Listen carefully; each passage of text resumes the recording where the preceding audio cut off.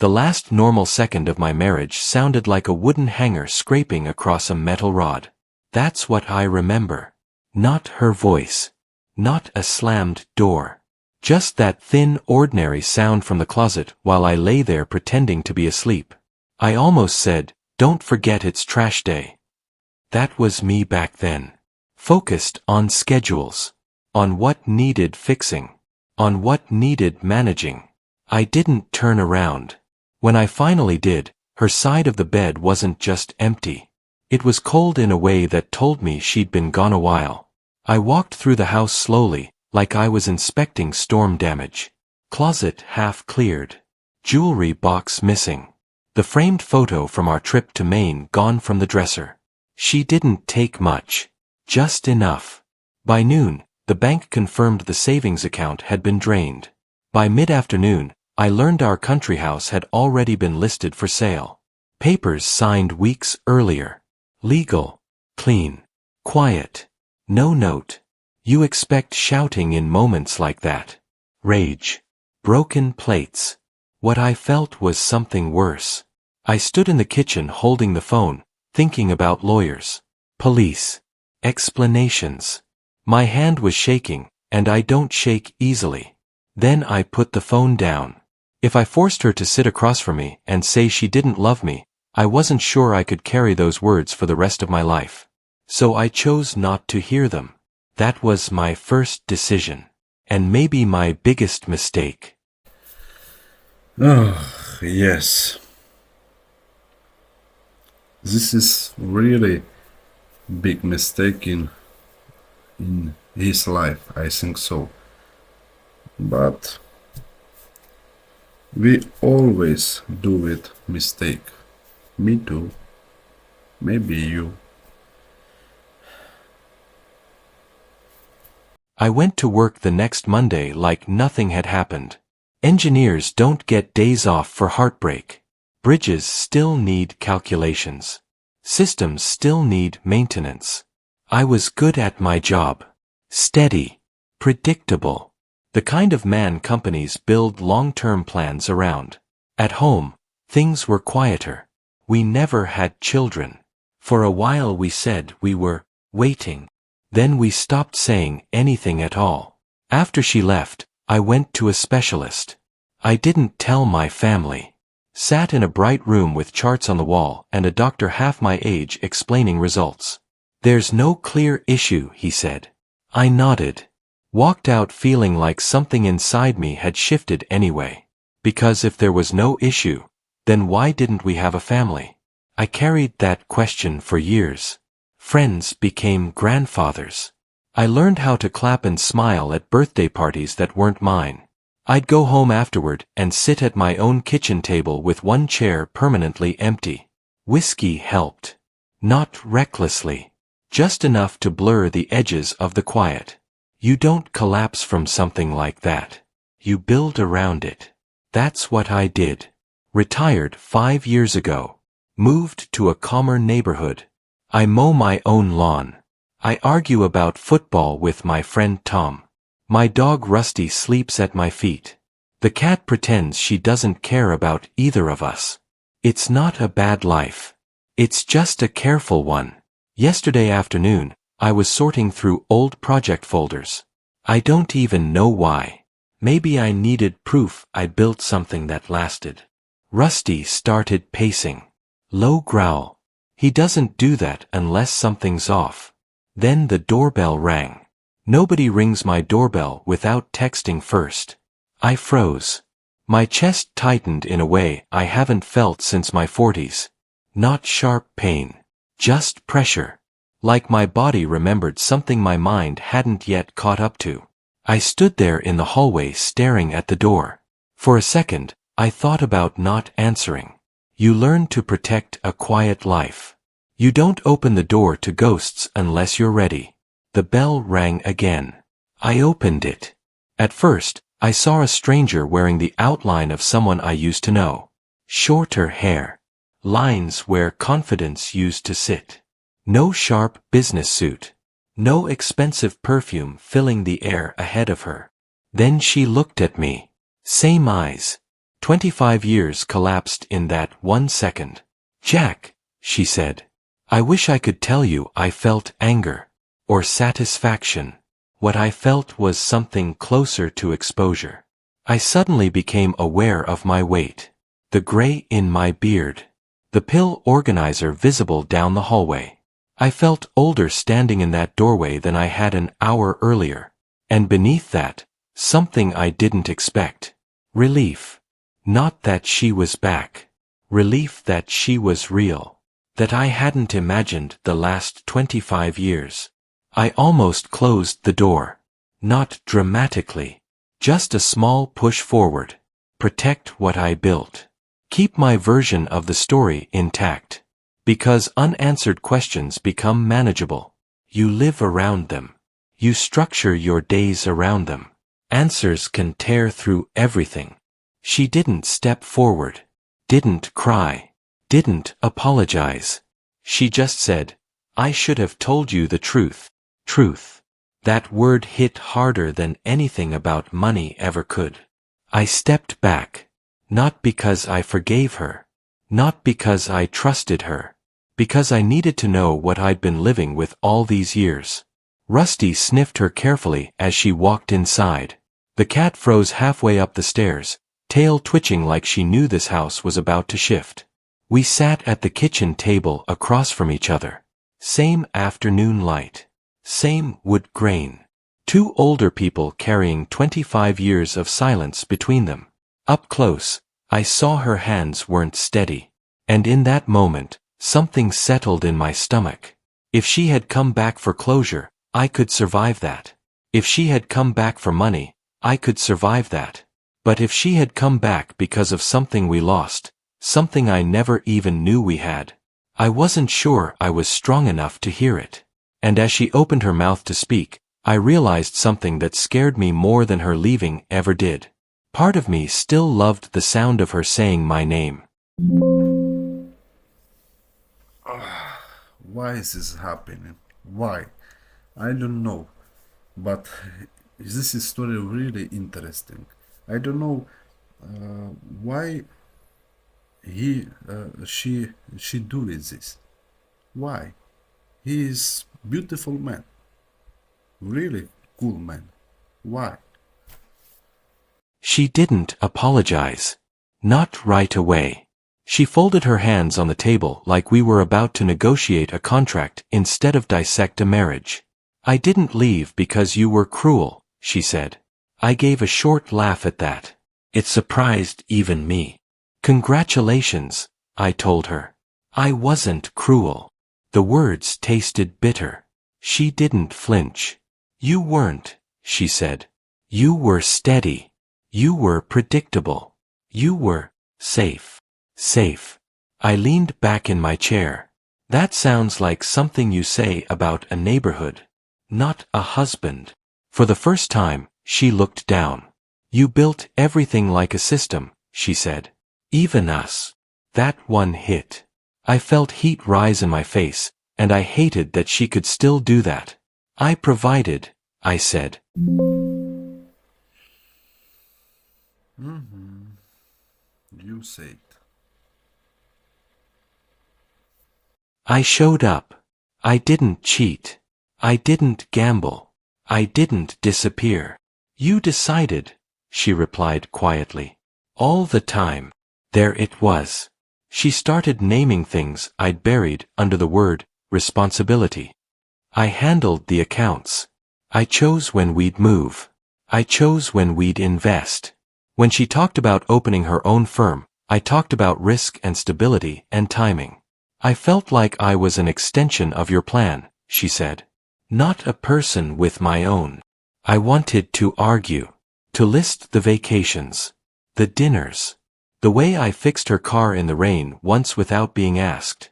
But somewhere in my chest, something shifted. Because she wasn't wrong. I liked control. I told myself it was protection. But control feels different when you're the one living under it. You could have talked to me, I said. I tried, she answered. You listened. But you already had the conclusion. That hurt more than if she'd called me selfish. She told me she had been planning her exit for months. Meeting with a lawyer. Quietly putting the country house on the market. Structuring everything so it was technically legal. You always trusted paperwork, she said. I knew if it was clean on paper, you'd accept it. That line stayed in the air between us. You used that, I said. Yes. No excuses. No softening. You took everything we saved. I took leverage, she corrected. I stood up then. I didn't even remember deciding to. My knee hit the table hard enough to rattle the glasses. Leverage. I repeated. That's what you call 11 years. She looked smaller sitting there. But she didn't look ashamed. If you had fought me, she said, I might have stayed. And if I'd stayed, I would have hated you. The anger that rose in me surprised me. Not loud anger. Not shouting. The kind that feels like a bruise you just noticed. So you destroyed us to avoid resenting me. I chose myself, she said. There it was. She talked about the firm she eventually built. The office with her name on the glass door. The rush of signing contracts without asking anyone's permission. She married again. And again. 4 times total after me. I kept choosing men who made me feel alive, she said. And I asked. They weren't safe. One used her contacts for his own deals. Another loved public attention more than loyalty. Another needed her status but resented her success. I mistook intensity for freedom, she said. And what was I? I asked before I could stop myself. She looked at me then. Really looked. You were home, she said. That did more damage than the word leverage. Because home isn't something you leave unless you believe there's something better. She told me she watched my life from a distance. That mutual friends, Tom included, gave small updates. Promotions. Retirement. The fact that I never remarried.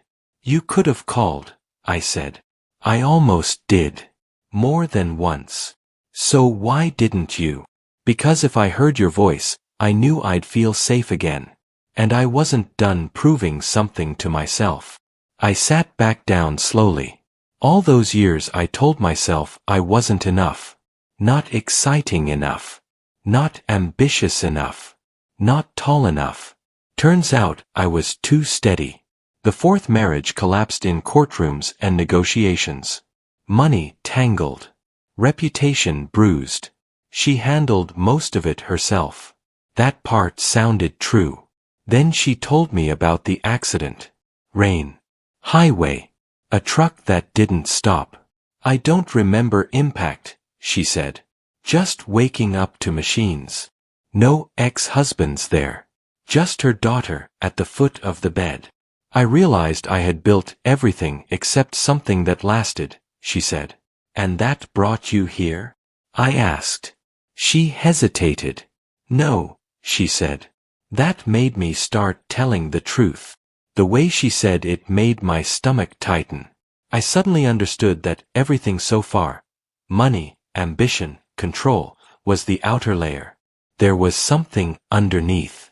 You still haven't told me why you really came, I said. Her jaw tightened. Just a little.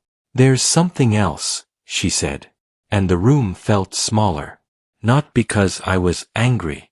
Because I knew whatever she said next was going to reach back into those 11 years and change them. And I wasn't sure I wanted them changed. She didn't rush it. She looked at the table first. At the wood grain. At her hands. Like she was buying herself a few more seconds of being the woman who hadn't said it yet. There's something you don't know, she said. My chest had already started tightening before the words came. Some part of me knew this wasn't about money anymore. I was pregnant. The sentence didn't explode. It just settled. I didn't understand it at first. My brain repeated it back to me like it was checking math. Pregnant. When? I asked. Before I left. That's when I felt it. Not anger. Not yet.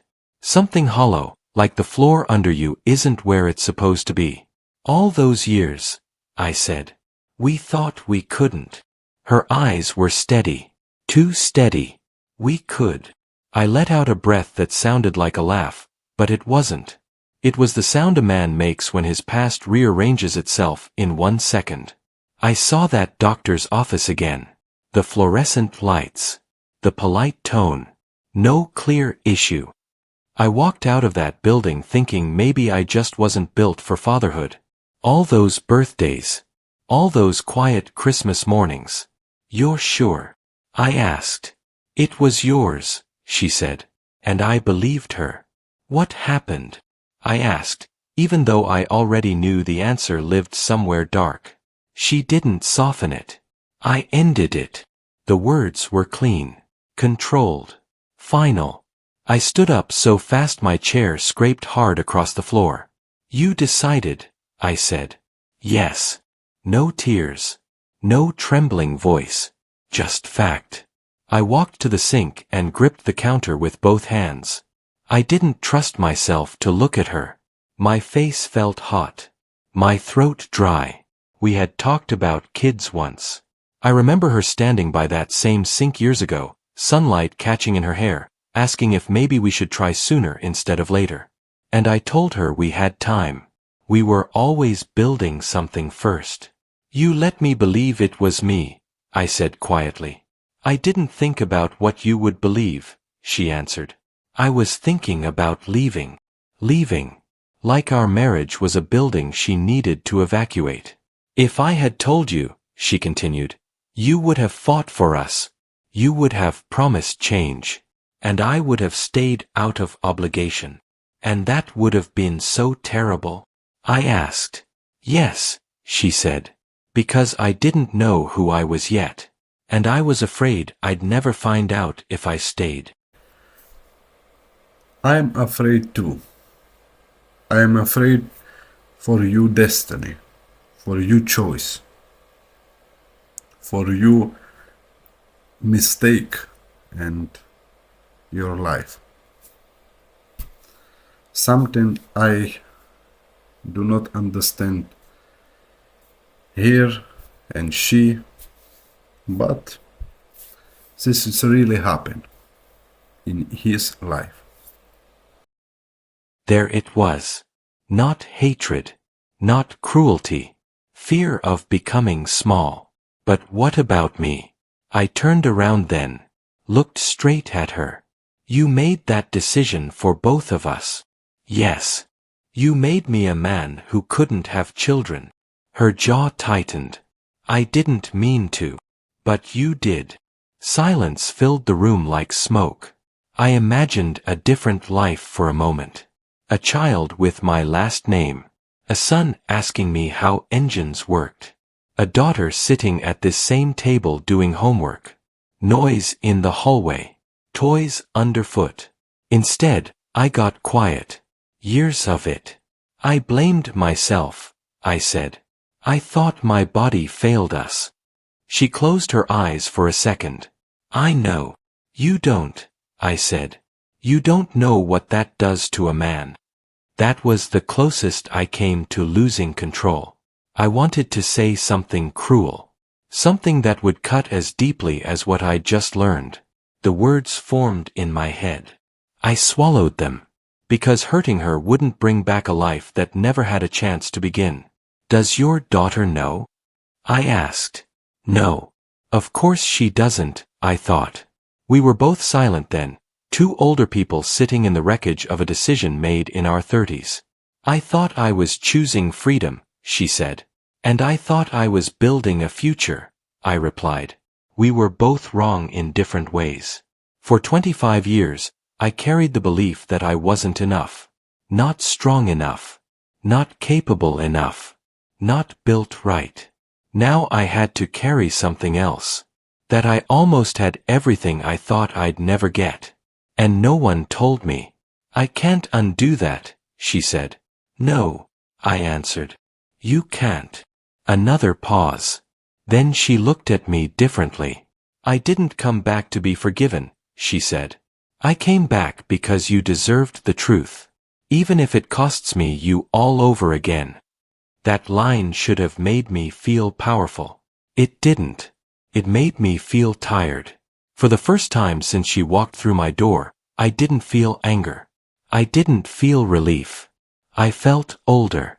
And I realized something I hadn't expected. Losing her hurt. But losing a life I never even knew I had, hurt in a quieter, deeper place. And I wasn't sure which wound I was supposed to tend to first. I didn't throw her out. That's what scared me. After everything she'd just told me, after the word pregnant rearranged 25 years of my life, I should have opened the door and ended it clean. That would have been simple, clear. Instead, I stayed seated. You don't get to fix that, I said again. I know. She didn't defend herself. Didn't justify. And that almost made it worse. Because anger needs resistance. Without it, you're left staring at your own reflection. I should hate you, I told her. That would make sense, she replied. The calm in her voice irritated me more than if she'd cried. Do you understand what that did to me?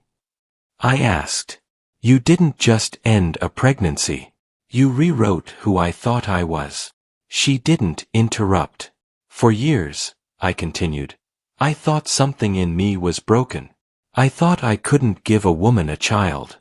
I walked around carrying that quietly. You don't say that out loud as a man. You just adjust. She swallowed. I didn't think about what you'd believe, she said. I was thinking about leaving. That's the problem, I answered. You always thought about leaving. Silence. You chose yourself, I said.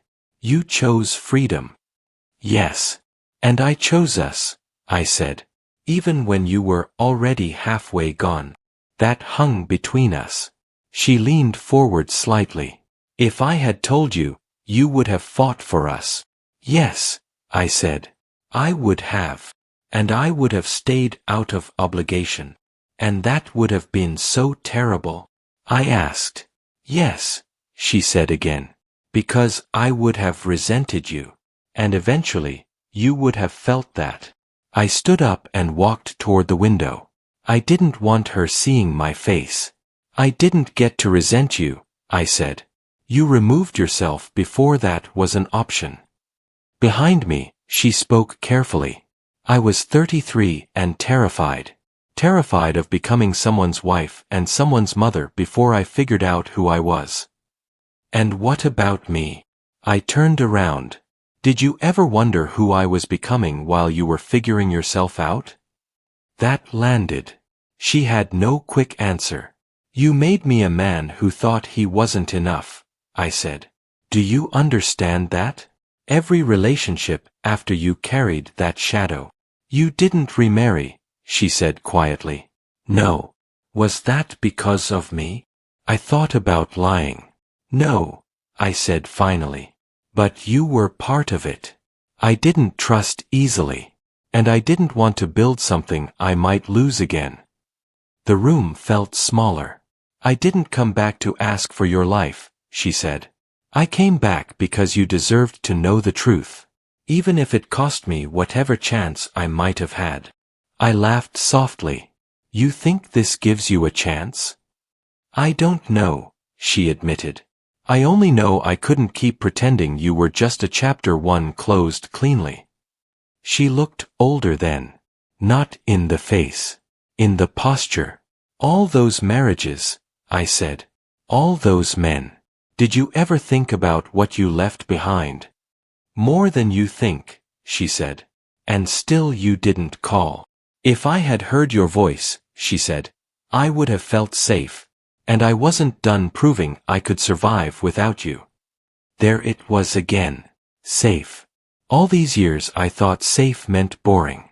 Forgettable. Now it sounded like something rare.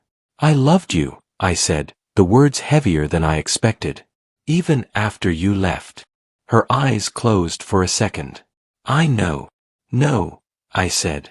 You don't know what that costs. Loving someone who leaves isn't dramatic. It's small decisions. Not repainting a room. Not throwing away old photos. Comparing every woman you meet to someone who hurt you. I loved you like a man who thought providing was enough, I admitted. I didn't ask what you were afraid of. And I loved you like a woman who wanted safety without commitment to the life it required, she said. That was the first honest symmetry we'd had all day. So what now? I asked. She hesitated. I'm staying at a hotel, she said. I didn't come here expecting anything. Good, I replied. A flicker of something almost like relief passed between us. I won't disappear again, she said. If you tell me to leave, I'll leave. But I won't run. For 25 years, she made the decisions. Now she was putting one in my hands. And I didn't want it. Because deciding means owning the consequences. If I told her to leave, that would be the final ending. Clean. Controlled. If I told her to stay, I'd be inviting back the one person who knew exactly how to break me. I don't forgive you, I said. I'm not asking you to. But I'm not telling you to go either. That was the most honest thing I could offer. She nodded slowly. Outside, the light had shifted. The afternoon was almost gone. Two people in their 60s, standing at the edge of whatever was left of their lives. I can't promise you anything, I said. I don't want promises, she answered. I want honesty. For the first time in decades, I felt something unfamiliar. Not anger. Not relief. Choice. And that terrified me more than anything she'd confessed. It's interesting story for the ending. Maybe not too bad.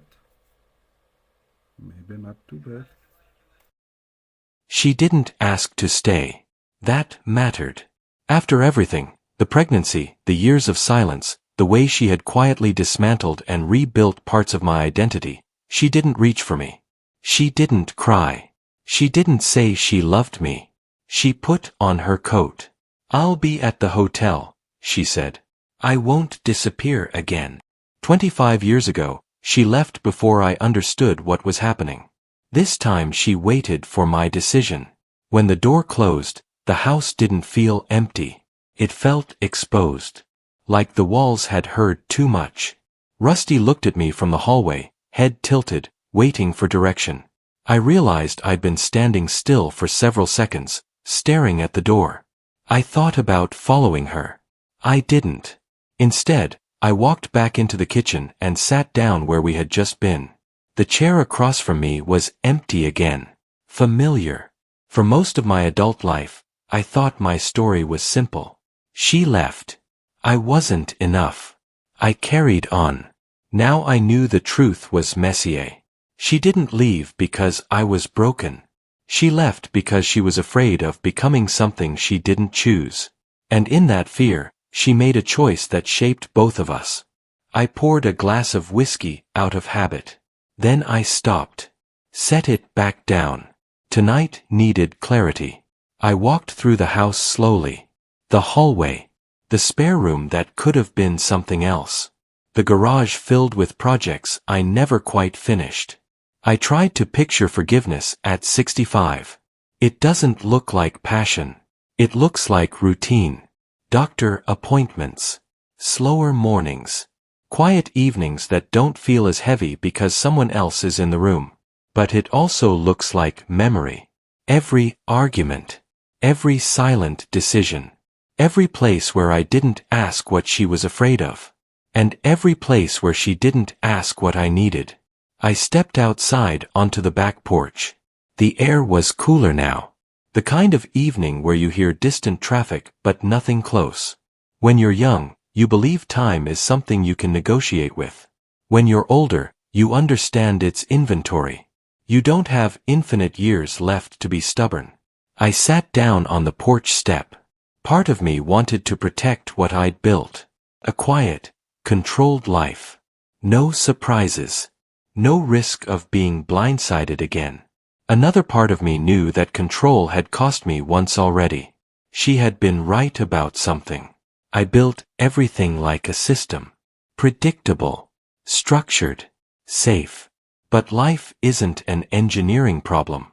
It's a series of decisions you don't fully understand until they're behind you. I took my phone out of my pocket. Her number was on a small piece of paper on the counter. I had saved it before coming outside. I could call her and tell her to leave town. I could call her and tell her to come back.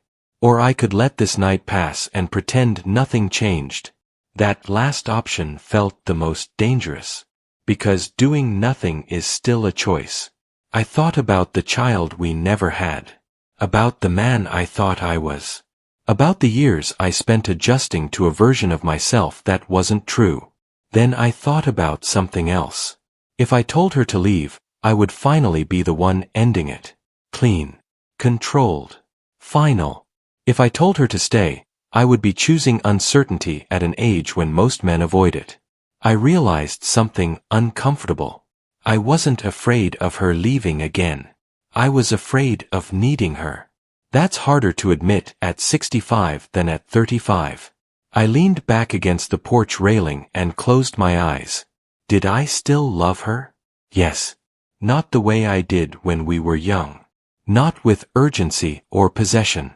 But with recognition. She knew my worst seasons. I knew hers. We had both failed each other. In different ways. The sky had darkened almost completely when I looked down at the phone again. My thumb hovered over her name. I imagined her in that hotel room, sitting on the edge of the bed, waiting, not knowing which way her life would turn. For the first time in decades, I understood what she must have felt. Fear of staying. Fear of leaving. Fear of choosing wrong. I didn't press call. Not yet. Because tonight wasn't about forgiveness. It was about honesty. And the honest answer was this. I didn't know whether loving her again would heal what broke. And I didn't know whether pushing her away would protect anything that still mattered. The only thing I knew was that I was no longer the man who let decisions happen to him. This time, whatever came next would be chosen. I just needed to be certain which part of me was choosing. And for now, that uncertainty was the most truthful place I could stand.